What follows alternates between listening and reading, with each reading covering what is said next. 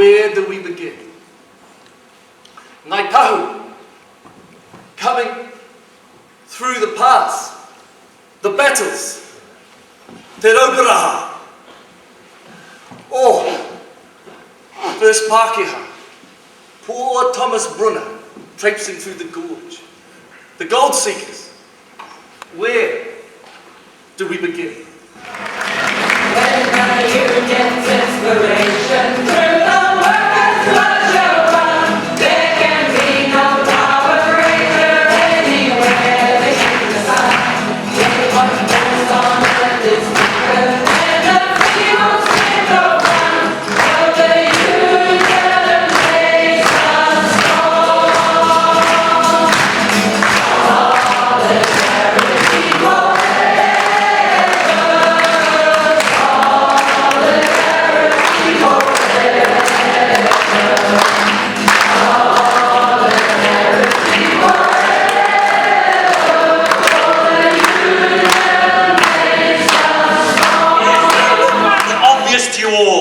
the system as it is set up to benefit the parasites, the bosses and the liars, with their silks and furs, together with the lackeys, the lawyers, the managers, the politicians as well, all living off the backs of the workers. But we have the strength of our solidarity if we join together, union and union, into a unity of unions, a federation at national level, even international level. We can confront capital and smash its structures. Run the world with equality and a good law. As we plough the prairie, build the city trade. It is we who build the workshops in the smart. Trying to have a decent shit. And the union's been bloody slack. Struggling up to management. Yes, sir. No, sir. Don't mind if I do, sir. How should you, sir? We're not bloody serfs. As the speaker said, we're the new class, the class of the future. And Mr. Speaker, I move that next week we inform the management that we'll be taking 30 minutes trip time. Let's show them who's really got the power. The scarlet banner high, beneath its folds we will live and die. Though cowards flinch and train to see us not the one So raise the scarlet standing high, beneath its folds we will live and die. Though cowards flinch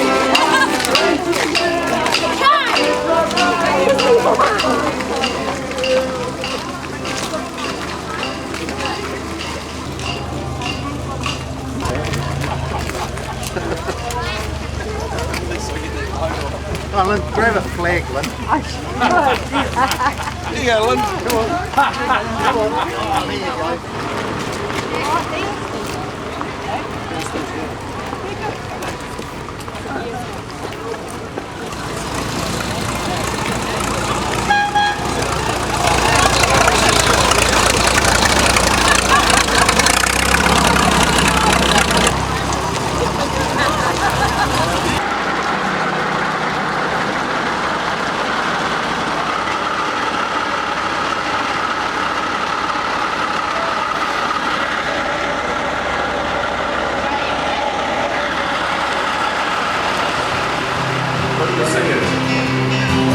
Was 11 weeks out for a quarter of an hour. They took the bosses on using union power, united as one without fear or favour.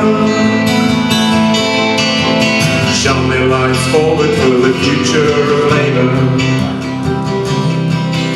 It was 1908 in a mining town, Blackball. A grievance arose and the union stood tall. It was hard day's work down the mine. The workers demanded extra crib time. The bosses and government remained time-fested. The striking miners were all blacklisted. 30 minutes said the judge is too much for you. But for his own lunch it was not 1 hour but 2. It was 11 weeks out for a quarter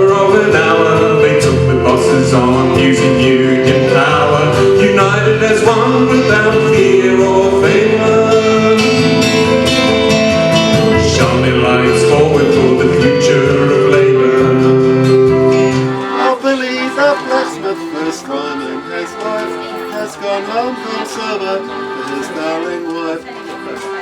He walks in the door, she says, "You early, my dear," and he breaks down and tells her, But no, I'm not. It's really cool that people do it because it's actually a lot of I'm trying to get that far.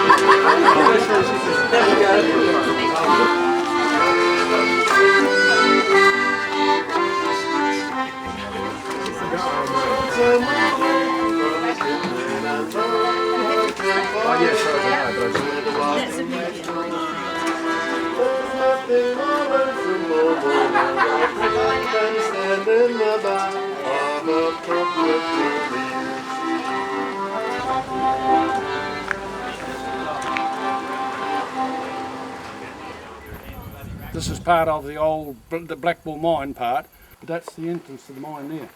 Ah, so was this the original Blackball mine? That's the original. Yep. Yep. This one here went out and then went across the rope road to Nahiri on the rope road. And what's this up here? That's the draft chimneys. That's worked the mine through draft before they had the big fans. Oh yeah. They had the big before electricity came. That's the fan for the old Blackball mine, for the very first mine that was in this area. How did it work? I'm not sure whether that was driven by steam.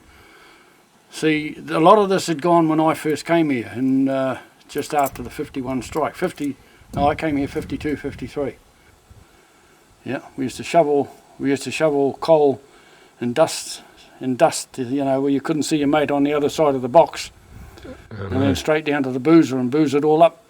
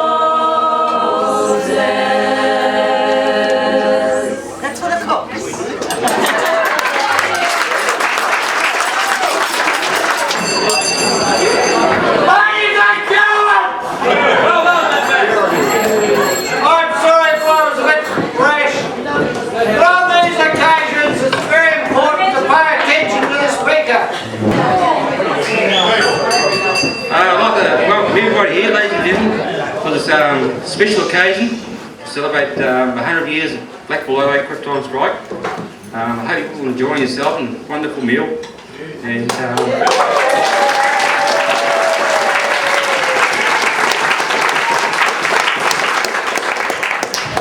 we've called it a commemoration, which according to the dictionary is a celebration in speech and writing, in our case it's song and theatre as well, and the preservation and memory of an important event.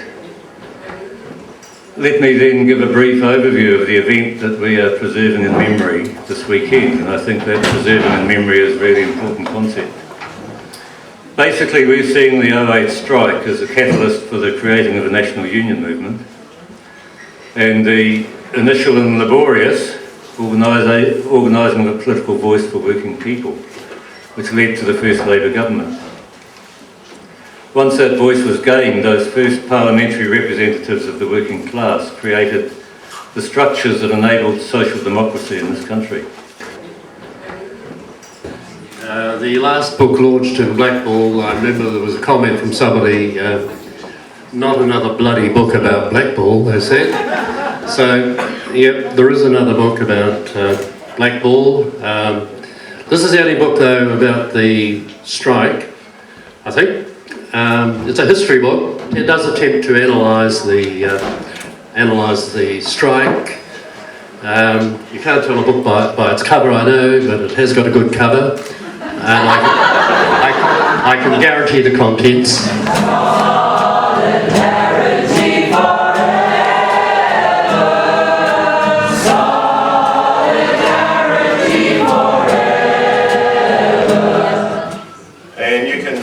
No, we used them up till into the late 70s because you can turn the wick down to the bottom till it gets to a little blue flame and you can test for methane. And for experienced men you can read methane levels from 1.5 to 5%. 5% the lamp will actually blow through the gauzes. They're actually banned in mines now because there's still a risk factor with them. If there was a hole in the gauze they could cause a strike. But they save hundreds of thousands, probably millions of men's lives around the world. The safety lamp we've got there, sorry I'm going to drop it on your head mate. This is the replacement of it. In my hand now, these are the smallest ones we've got there.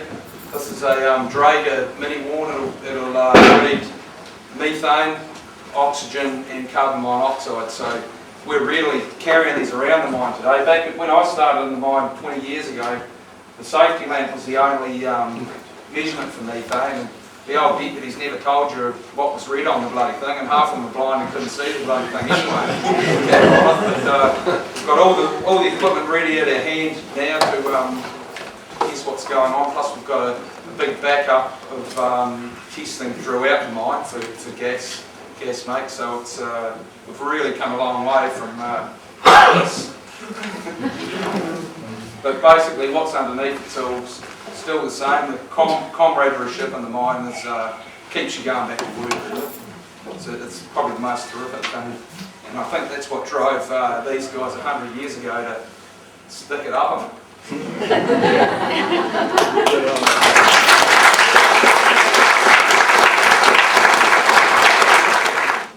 Now when it rains I hear my life in flood. The purr of gas burns blue from anthracite. Now when it rains, how near is my ferry? The light from the hall playing 45s. Now when it rains, I know I was there. There rang a bell for an epoch, tolling. Now when it rains, I think of the women, mothers who bred 7 sons for the pit. Now when it rains, I'm ripe to surrender, given to all it was always to be.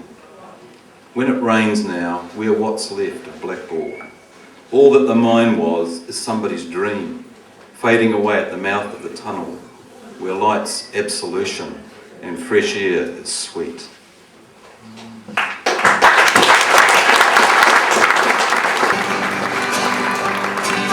Oh, bugger all else has really changed from the days when I was young, and the pals that used the same old French. You better hold your tongue. You better hold your tongue. And I never learned how to do that, and we didn't have TV. So why you switch the bloody thing off? And your cell phones and your pornography and your Xbox and your PlayStation and your DVD player and your flybase and your units of learning and your Waybase and your Lord of the Rings trilogy with its brilliant cross-marking so that we can all feel so nationalistic and proud of our scenery.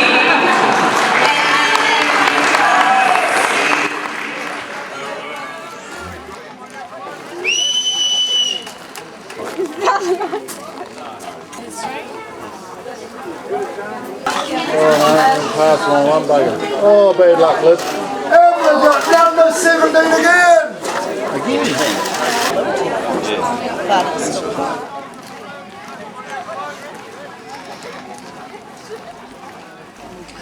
I'd like to also welcome our distinguished guests, but I think today everybody here is a distinguished guest, so in the best of Blackball traditions of equality.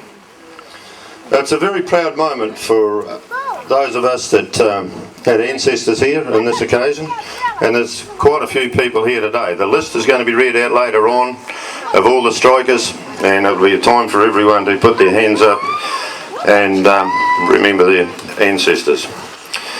A lot of men have lost their lives in the Blackball mines, producing the energy that helped make this country what it is today. And I would like at this stage just for everyone to bow their heads for a few moments and remember the men that walked in there in the morning and never come out at night. Thank you. It's a working man I am, and I've been down underground, and I swear to God if I ever see the sun,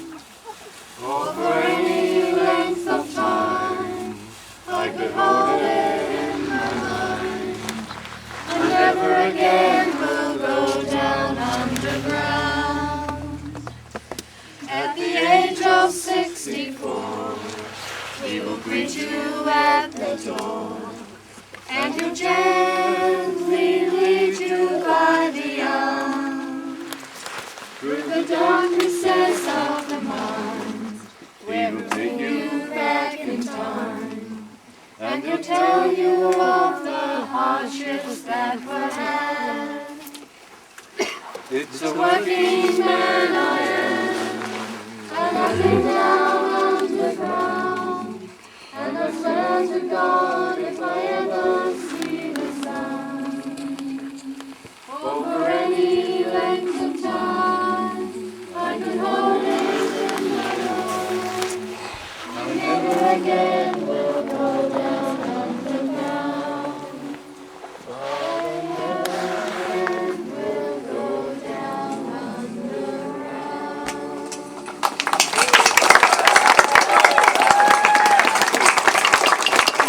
That was fantastic. Thank you very much. These were the people that were on the strike list. The idea was that if you are a descendant of any of these, to either put your hand up or let us know with a positive yell. We're trying to develop a database for Blackball miners, and that will be of tremendous assistance in future history writing in connection with the Blackball mine and the Blackball community. We can only just slightly imagine what they went through, but hey, we're proud of them. Thank you.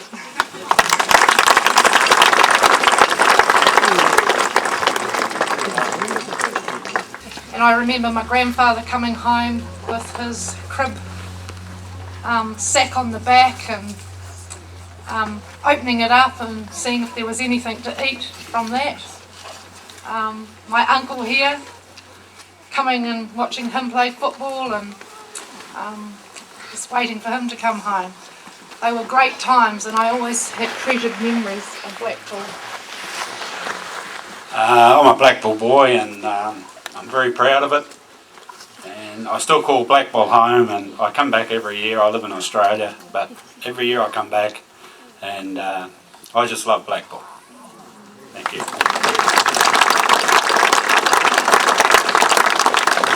Miners in this country going back 100 years and more, the values that they carried, the values that motivated them are those that drive the New Zealand Union movement today. And when we look back at what is arguably the defining dispute of the New Zealand Union movement, the origins of the Federation of Labour, those values of togetherness, of unity, of solidarity, of caring for each other are the values that drive unionism and are what we all are bound by and motivated by. Because, and I think as Les has also acknowledged, the work of mining and the work in particular of underground mining is like no other. You are dependent on your comrades, your colleagues, those who you are working alongside, utterly and absolutely. Solidarity forever. Solidarity forever. Solidarity forever. For the union makes us strong. It is we who cloud. I will just point again. This is Pat. Look at that face. Remember it. That's him about the time of the strike. This is him a few years later. That's Rose Rogers, or now Rose Hickey, who is Walter Rogers, the secretary of the Blackball Miners Union. That's his daughter. She was a staunch socialist, and that's young Pat, their son. So there we go. In early 1906, a young man of 24 returned to his family in Nelson after having spent 3 years travelling the world. He returned to New Zealand armed with his membership card of the American Socialist Party and his union card from the militant Western Federation of Miners. He was also armed with a determination to stir up the class struggle and industrial agitation in New Zealand, with the ultimate aim of the destruction of capitalism and the abolition of the wage system. Less than 2 years later, in February 1908, the same young man, Patrick Hodgins Hickey, was employed as a miner by the Blackball Coal Company. According to his own account, while Hickey was eating his crib, the mine manager, Walter Leach, appeared at his working place. Hickey had been one of those behind the union vote to extend the 15-minute crib time to a more civilised half hour. Leach stood over him with his stopwatch and at the end of 15 minutes ordered Hickey back to work. Hickey replied, "But look here, Bocco, I haven't finished my pie yet." "No joking," Leach replied, "I order you to resume work." "And I refuse," Hickey replied. Leach then had Hickey charged for disobeying the lawful commands of a mine manager. And this, as people have said, there were many other reasons behind the actual strike, but this is what kicked it all in train. The incident has become legendary, much of it no doubt due to Hickey's own colourful account of the tale. In fact, many pre-existing grievances helped create the strike, and despite the fact that he's the subject of this talk, we all know there were many people involved in the strike. There was no one person who was the man or the woman in this.